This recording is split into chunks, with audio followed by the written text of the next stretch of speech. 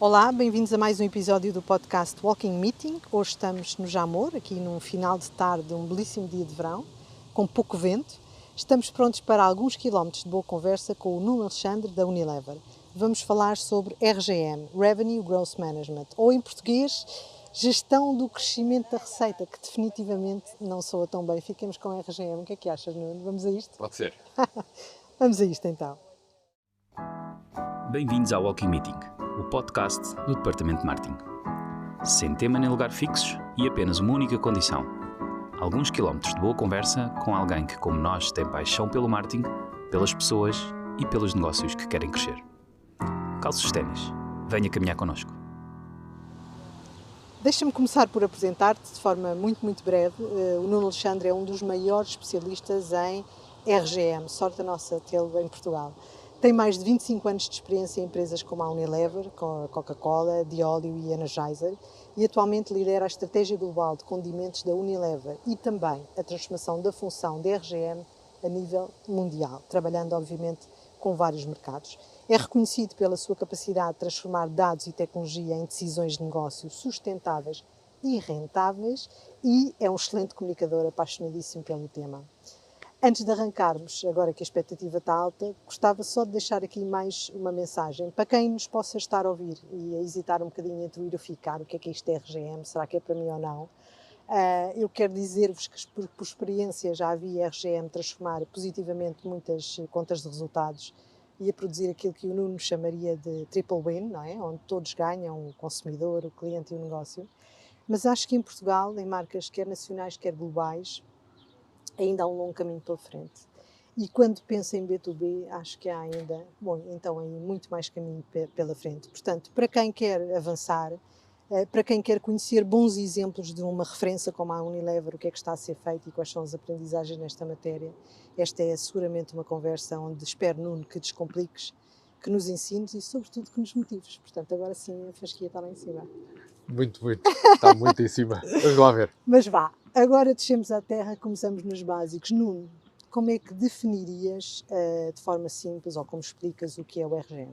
RGM é nós chamamos um capability comercial que arrancou há muitos anos, portanto há mais de 40 anos atrás e arrancou até fora da indústria do grande consumo, que é onde eu trabalho.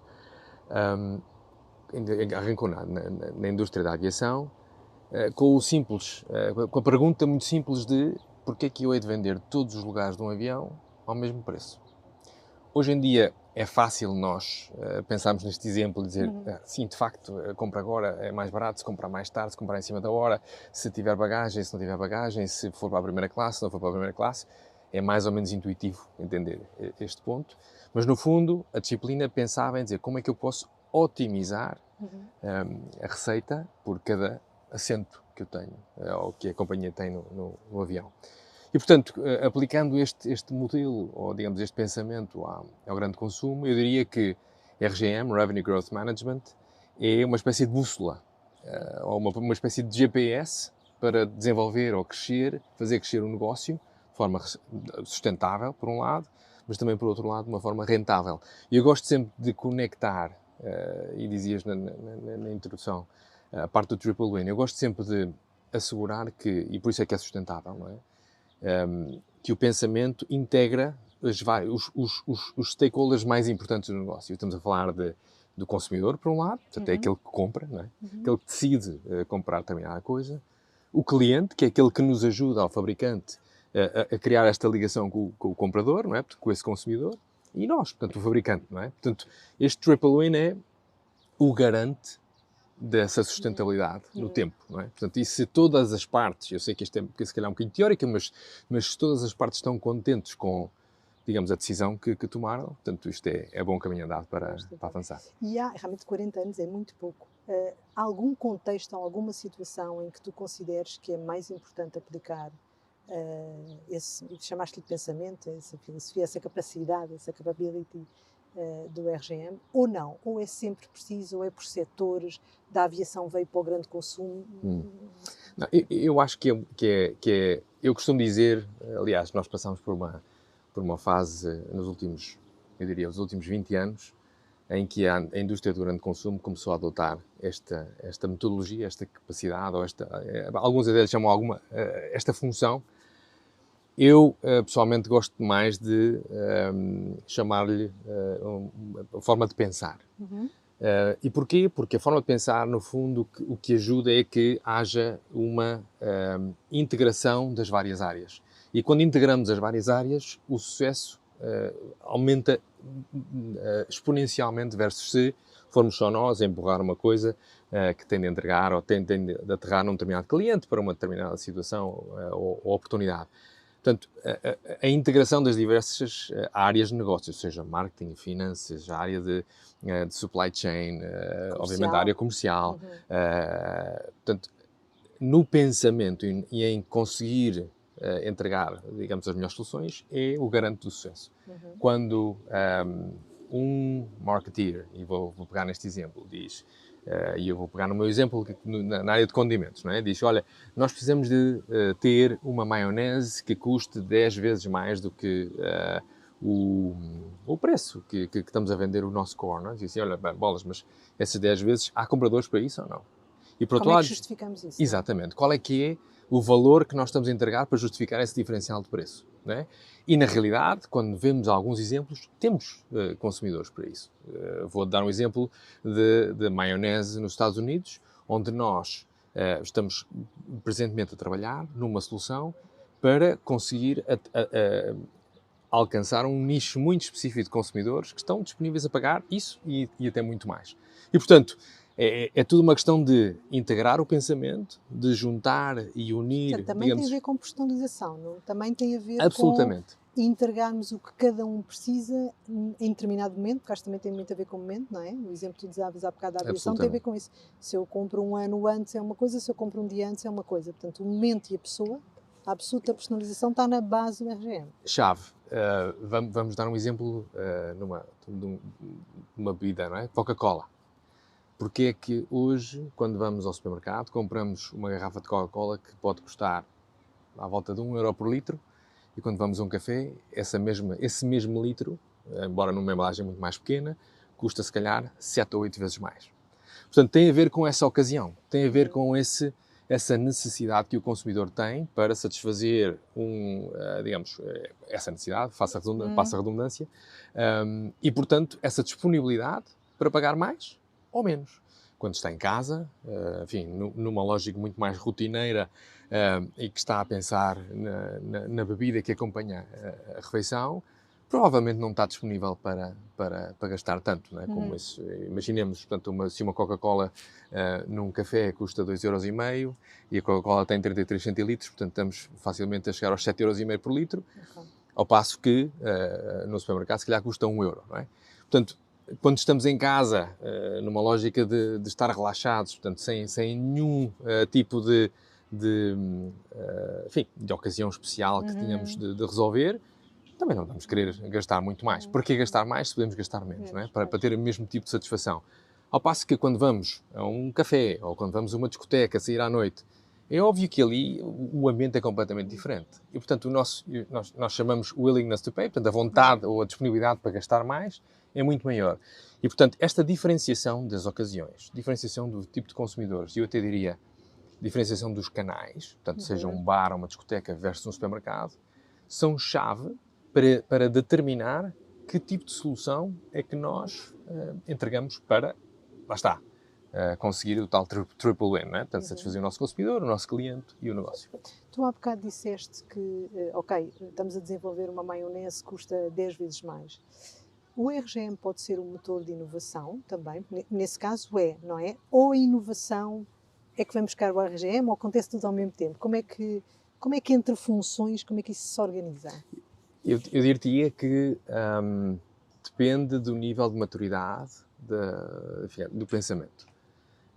Eu já estive em situações profissionais na minha vida, como possa ter sido o negócio do azeite, como tive na Deóleo, em que, digamos, as coisas iam bastante desligadas, não é? Portanto, e e eu me sentei com a área de marketing, com a área estratégica, para lhes pôr em cima da mesa uma oportunidade, ou digamos, um problema que nós tínhamos desde o ponto de vista comercial, para poder ser competitivos, para poder ser, digamos, a melhor escolha para, lá está, para esses tais compradores, esses consumidores, nesses canais, e, digamos, despoltar esse pensamento à área de marketing. Olha, portanto, temos de trabalhar outro tipo de tamanhos, temos de trabalhar outro tipo de funcionalidades, outro tipo de benefícios que o nosso azeite tinha de entregar.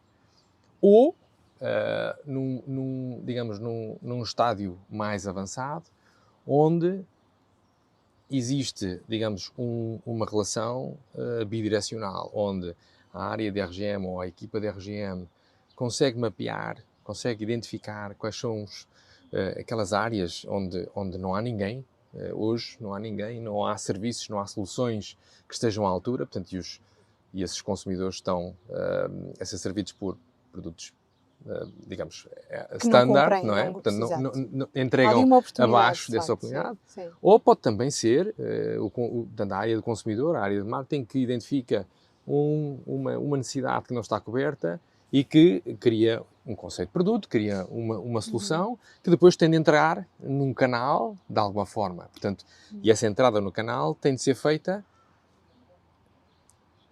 com uma lógica de portfólio. Portanto, não pode ser uma lógica só, sei lá, eu agora crio uma marca nova de maionese e entro no canal e lanço esses produtos completamente desconectados do resto do que existe. Não, portanto, corro o risco de ser altamente descompetitivo, corro o risco de criar um fracasso, porque não, digamos, não há uma integração ou então até de uma canibalização, não é? Porque se não tiveres essa visão total de portfólio, podes colocar uma solução que vai buscar ao teu outro bolso. Exatamente, não é? Exatamente. Mas esse, por exemplo, é um dos casos mais importantes, que também tem a ver com, digamos, o nível de maturidade da disciplina, que tem a ver com como nós utilizamos modelos econométricos mais avançados que nos permitam antecipar esse tipo de situações. Isto é, e vamos agora usar um exemplo mais fácil, se eu tenho 3 embalagens de maionese Hellmann's, que é a nossa, e quero introduzir uma quarta, qual é que é o nível de canibalização que eu vou produzir, ou vou, digamos, gerar? Digamos, embalagens é que serão mais canibalizadas? E qual é que é a consequência disso em termos da categoria, do volume da categoria e até da rentabilidade da categoria? Porque eu posso estar a utilizar ou posso estar a introduzir uma embalagem que pode ser super atraente ou atrativa, mas que, do ponto de vista da conta de resultados, pode ser altamente prejudicial, não é? Tanto para o cliente como para nós, fabricantes. E, portanto, conseguir entender, conseguir antecipar, conseguir simular e testar as várias hipóteses e vários cenários, é onde, de facto, esta metodologia, ou esta forma de pensar, digamos, começa a fazer a diferença de forma significativa. Onde é que se senta o RGM dentro de uma empresa? É uma capability, é uma função de comercial que depois integra todas as outras, deixaste isto claro, é no marketing, é nas finanças, eu costumo dizer que nós gostamos de sentar o marketing na mesa dos grandes. Em que mesa é que está sentado o RGM? Olha, é uma excelente questão, porque infelizmente em muitas empresas, e eu tenho tido a oportunidade de discutir isto com várias pessoas, tanto desta mesma área, de outras empresas, muitas vezes está muito órfã. Portanto, é verdade que encontramos RGM na área de finanças, é verdade que muitas vezes encontramos também da área de estratégia, outras vezes também dentro da área de marketing. Normalmente é uma função, ou digamos, sim, é uma função que tem de estar mais conectada com a área comercial, porque no fundo tem como objetivo definir e desenvolver a estratégia comercial, aquela que depois chega a um cliente na forma de um plano, na forma de uma proposta, na forma de uma ativação. E, portanto, nós costumamos dizer, ou costumamos pensar em que o RGM, ou esta forma de pensar, deve ser uma espécie de motor de crescimento que, lá está, portanto, toca todas as áreas. Mas hoje em dia há muitas, digamos, muitos pais adotivos para a área de RGM, com as consequências necessárias, não é? Portanto, se temos uma função muito mais dentro da área de finanças, necessariamente há sempre uma tendência maior para digamos, a última linha da conta de resultados, claro.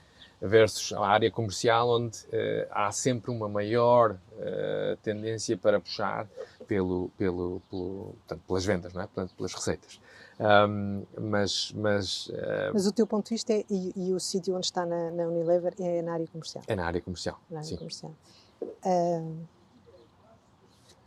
Numa questão, eu sei que a tua área de especialidade e a tua experiência toda tem estado num grande consumo, essencialmente, portanto em B2C. Como é que vês o RGM no B2B? Vejo como uma, digamos, lá está, uma forma de pensar absolutamente crítica. Há bocado, A aviação é um há serviço pouco falava da aviação, B2B, exato. mas pensa num ginásio, não é? Uhum. Portanto, pensa no ginásio em que, durante o ano, há determinados momentos em que precisamos de atrair, ou que temos a maior capacidade para atrair clientes. Uhum. As resoluções do fim do ano. Certo. A Operação Biquíni. Quer dizer, ou dizer assim, olha, eu tenho um PT novo que é fantástico, vamos cá conseguir fazer aqui um bocadinho de upselling para os meus clientes frequentes. Ou, sei lá, portanto... Ou tem capacidade instalada que não estou a usar e, portanto, pelo contrário, também não é só sobre subir preços, não é? Exatamente. Aumentar a rentabilidade pode vir por volume. Lá está, o ponto que tu me falavas antes da segmentação. Eu tenho os absolutamente viciados no ginásio. Tenho aqueles que gostam de manter uma certa regularidade. Tenho aqueles que vêm cá uma vez e não vêm. Porque é que eu hei de oferecer o mesmo tipo de produto ou o mesmo tipo de preço a eles? Portanto, a cada um destes três grupos. E, portanto, só partindo desta segmentação simples, obviamente pode gerar um preço necessariamente diferente, uma oferta de serviços também muito diferente, quer dizer... Claro. E uma comunicação diferente E também. uma comunicação diferente, não é? Portanto, uma execução dentro do ginásio, não é? Portanto, como é que... no outro dia, portanto, estava num em que ofereciam também a hidratação. A parte da hidratação com a subscrição do plano mínimo e tal. Não sei o que é. Portanto, quer dizer, depois é a forma de atrair os diferentes tipos de consumidor. O RGM é pão para hoje ou pão para amanhã? Ou seja, é mais curto prazo ou é preciso, para quem queira entrar e queira evoluir em RGM, ter algum arcabouço para que surjam resultados mais no longo prazo? Onde é que tu colocas? Os dois. Repara, quando dizia antes que o objetivo é desenvolver um crescimento sustentável, o crescimento sustentável de amanhã só se gera se hoje pensarmos nele. E, portanto, um dos grandes desafios deste capability, portanto, desta forma de pensar, nas grandes organizações, e falo das grandes porque na minha é um dos principais desafios, é como é que nós vamos de um pensamento de curto prazo, de cobrir um gap que temos no nosso P&L, para pensar numa estratégia a longo prazo, pensar numa estratégia a 3, 5 anos, onde identificamos uma lógica evolutiva do consumidor e do próprio cliente e possamos antecipar essas necessidades que vão acontecer e quais são as nossas respostas a essas necessidades. E isso tem uma transcendência importante na medida em que, se hoje nós estamos a criar estamos a criar um novo segmento de molhos, por exemplo, para o nosso barbecue, para o nosso para aquelas ocasiões especiais ao fim de semana, quando temos os amigos em casa e nós dizemos, olha, mas nós, para conseguirmos que os clientes experimentem, não vamos oferecer uma embalagem de 750 ml, se calhar vamos começar por 250.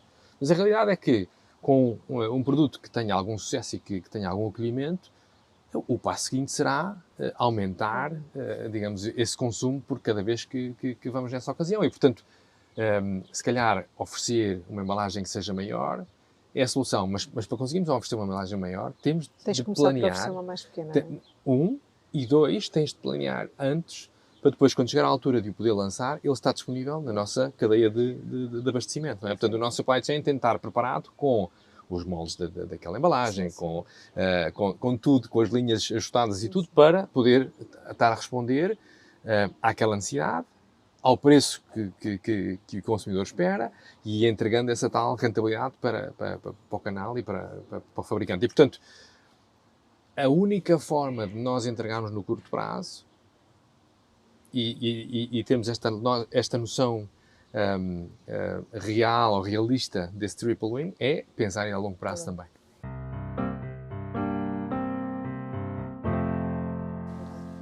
Nuno, metaforicamente falando, quando tu chegas a uma reunião dentro da Unilever, nessa estrutura, ainda para mais que tu trabalhas para a estrutura global, não é? Quais são as reuniões em que és bem-vindo e quais são aquelas em que dizes, vai vir mais trabalho, ou vai vir dor de cabeça, ou quais são aquelas que dizes, finalmente a RGM está na mesa e isto vai acontecer? Onde é que... Olha, as reuniões em que eu gosto mais de trabalhar são aquelas onde estamos todos na mesma página e, portanto, há uma cumplicidade entre as várias áreas e não é no momento da urgência que te chamam para resolver o problema. E, portanto, há situações em que eu gosto pouco de ir porque normalmente são reuniões de performance, reuniões onde o forecast está abaixo da expectativa e que precisamos de um quick fix, precisamos de uma solução imediata que normalmente tem sempre consequências também, não é? Portanto, se nós aumentarmos, se o nosso problema é o volume e nós tivermos de acelerar o nosso investimento promocional, isso, digamos, a médio prazo tem consequências na percepção que o consumidor tem do valor. Portanto, se nós estamos sempre em promoção, a expectativa que o consumidor tem em comprar o produto sem ser a promoção é limitada, não é? E, portanto, isso tem... Tudo se pode fazer, mas há coisas que têm determinadas consequências, há decisões que têm determinadas consequências que muitas vezes custam muito mais no futuro, portanto, reverter, do que tendo feito as coisas bem. E gosto muito das reuniões onde trabalhamos de uma forma divergente, mas com uma clara noção de quais são, digamos, os tijolos que vão fazendo aquela casa. Gosto muito das reuniões onde trabalhamos há 5 anos, onde temos toda a gente sentada à mesa, onde discutimos abertamente quais são as opções e depois de divergir, convergimos para o que é execuível, o que é o mais importante e construímos o plano. Mas há de tudo. Há de tudo, claro que sim. Tu dizia na introdução que, além da tua função na área de condimentos a nível global, tu tens também a responsabilidade de, alterar, ou transformar a função da RGM a nível mundial. Explica-nos mais, o que é que andas a fazer? Olha... Evangelizar? Posso sim, antecipar? Sim, um bocadinho, mas...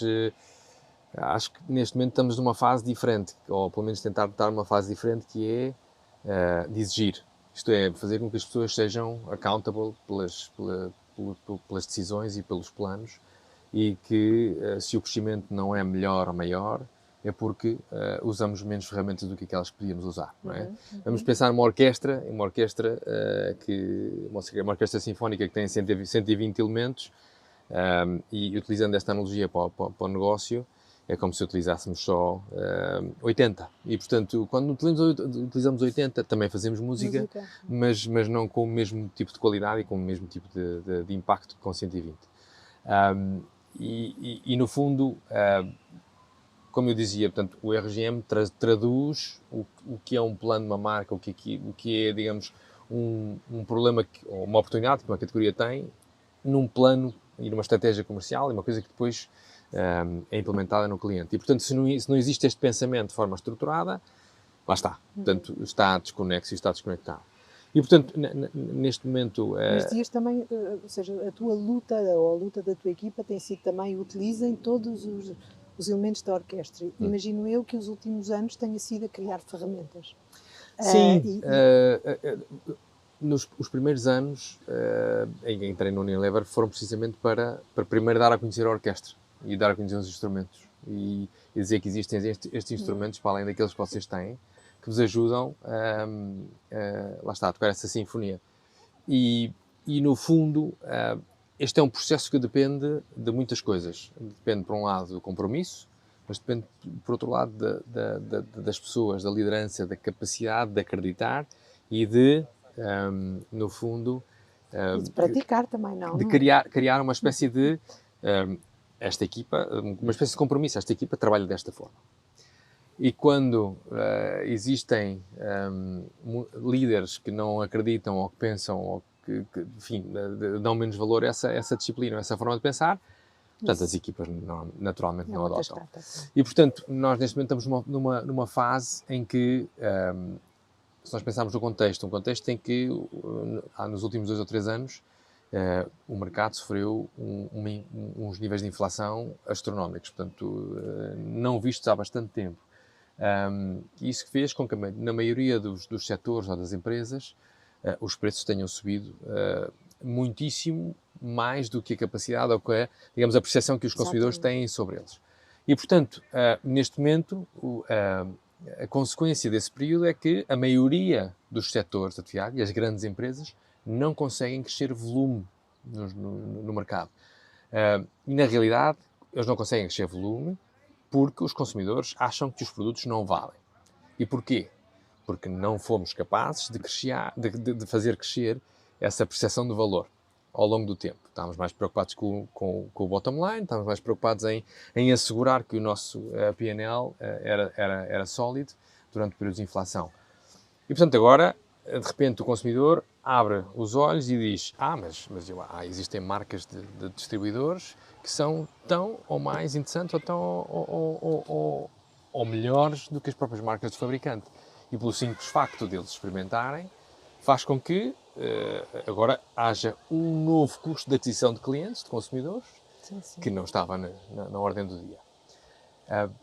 Portanto, tudo isto para resumir, no fundo, que o nosso trabalho hoje em dia tem mesmo de ser cada vez mais integrado.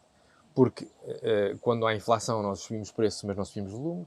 Quando não há inflação nós não subimos preço, não conseguimos acrescentar valor, mas só crescemos volume. Portanto, e o segredo está nesse equilíbrio. Está nesse equilíbrio e sempre a adaptar ao contexto, não é? Conseguirmos acrescentar mais valor ao consumidor, valor que o consumidor está disponível para pagar, mas ao mesmo tempo acrescentar mais volume, mais unidades vendidas, porque isso significa que ou somos capazes de capturar novas ocasiões, somos capazes de entrar em novos segmentos de consumidores ou por novos canais que antes não chegávamos e, portanto, realmente desenvolver esse negócio de forma sustentável. Nuno, em Portugal, que eu imagino que já não trabalhas em Portugal há uns anos, ou para o mercado português, concretamente, como é que vês o RGM? Tens acompanhado? Por exemplo, começando por uma pergunta que não sei se está quantificada, ou pelo menos dá-nos a tua intuição. Marcas nacionais e globais em Portugal têm um responsável da RGM ou uma equipa, ou está de alguma forma enquadrado? Eu diria que no contexto das empresas multinacionais,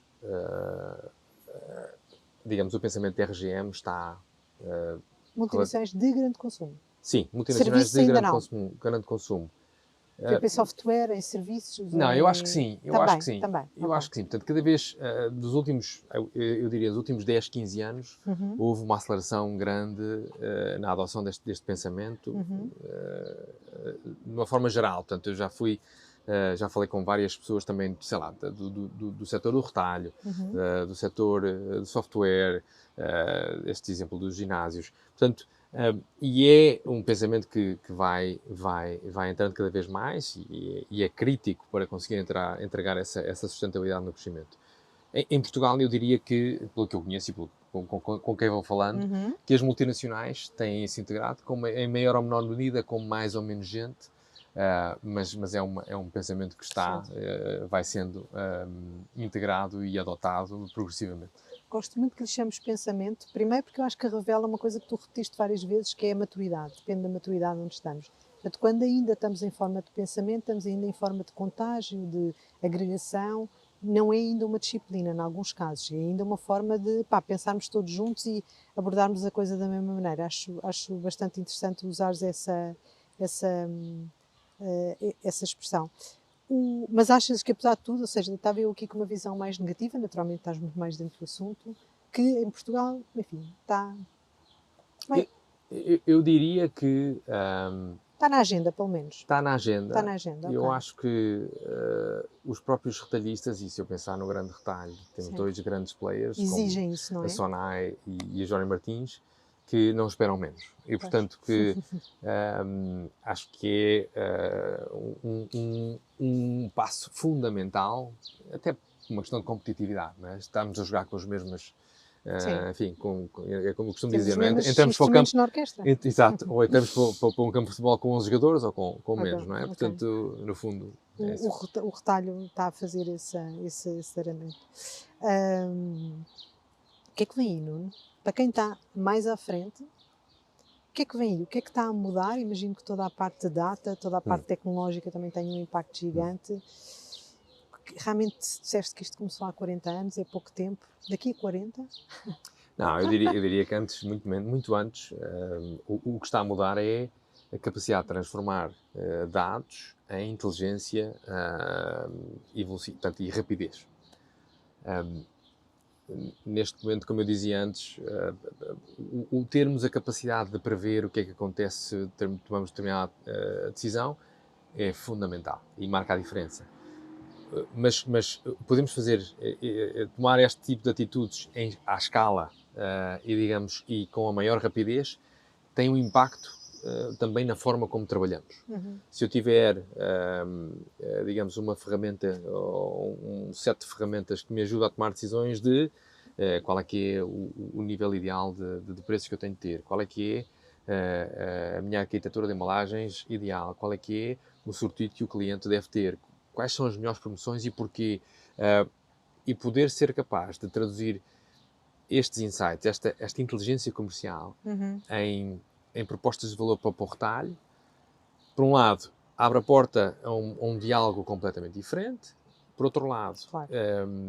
abre também a porta para ser uma conversa muito mais fluida, muito mais permanente, porque no fundo, se nós pensarmos nisto como é que nós vamos fazer crescer o nosso negócio, não é? Portanto, o nosso, o retalhista e o fabricante, claro, isso é diferente de pensar só no meu negócio, como é que eu vou aumentar a minha cota de mercado, não é? Portanto, se eu aumentar o bolo, estamos a falar de outro tipo de jogo, não é? Mas se somos capazes de ter ferramentas que nos ajudem a entender quais são essas oportunidades, como é que se resolvem no curto prazo e no longo prazo também, e que nos permitem ter essa conversa ágil com o cliente, nós começamos a ser verdadeiramente parceiros de negócio. E quando somos verdadeiramente parceiros de negócio, obviamente os resultados são diferentes. Isso na perspectiva externa. E na perspectiva interna também é quando nós temos todos estes processos, nós chamamos os Advanced Analytics automatizados, de repente nós podemos dedicar os nossos recursos a pensar em soluções, a pensar em alternativas, em ideias, em planos, em vez de ter os mesmos recursos a fazer os cálculos e chegar a essas análises, digamos, para depois serem trabalhadas. E, portanto, isso faz toda a diferença em como nós otimizamos e até, digamos, a ambição que nós podemos ter nos planos. Nuno, a terminar praticamente, este podcast é maioritariamente ouvido por marketeers. O que é que gostarias de nos pedir para a função da RGM? Como é que nós podemos ajudar, colaborar, sentar-nos na mesma mesa? O que eu digo aos meus colegas de marketing é o que já te disse hoje, que tu já ecoaste, portanto fiquei contente pela ideia. Esta é uma forma de pensar. Isto não é, ou não deve ser, uma função. Dois, uns planos de marketing que não tenham, digamos, fundamentos em quem é o comprador, porque é que compra, onde compra, quando compra. São planos que, enfim, que dificilmente terão um sucesso fantástico. E depois, a melhor forma de alcançarmos melhores resultados é, de facto, darmos as mãos, não é? Portanto, é irmos juntos e poder alimentar, por um lado, as necessidades de uns e as oportunidades dos outros, não é? Portanto, lá está, esse pensamento de longo prazo, como é que nós traduzimos isso numa estratégia de longo prazo com o cliente, que o cliente percebe, entende, gosta, ou até em fases mais avançadas pode até ajudar a co-criar. Que melhor podemos querer que ter um cliente sentado à mesa que nos ajuda a criar a categoria que queremos fazer crescer juntos, não é? E, portanto, o que eu costumo dizer à equipa de marketing é, por favor, não pensem nesta metodologia ou nesta capability como uma coisa tática de curto prazo e para, digamos, cobrir um gap de curto do PNL deste trimestre, mas sim numa ferramenta que te ajuda a fazer essas coisas também, mas a pensar também a longo prazo. Mensagem recebida.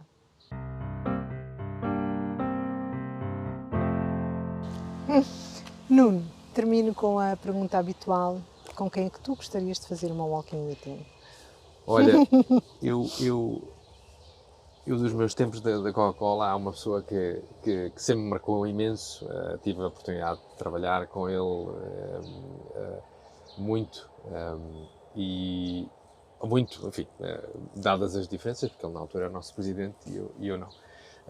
Mas sempre foi uma pessoa que me inspirou muito pela capacidade de desconstruir as diversas situações, a capacidade de entender nessas situações quais é que seriam as melhores formas de abordar o problema, de arranjar a solução entre as várias equipas, de forma criativa, de forma transversal, inspiracional e de forma super transversal, que é o nosso ex-presidente Marcos de Quinto, portanto, da Coca-Cola. E ex-CMO da Coca-Cola, portanto, um marketeer, é importante. Sim, um marketeer. Bom, ele na verdade, ele começou em vendas. E em research também. Ele começou em research e em vendas. Ele era exatamente, modelos econométricos. Mas era uma pessoa que... E é uma pessoa... essa walking meeting é bastante possível. É. Eu vou também, no teu bolso.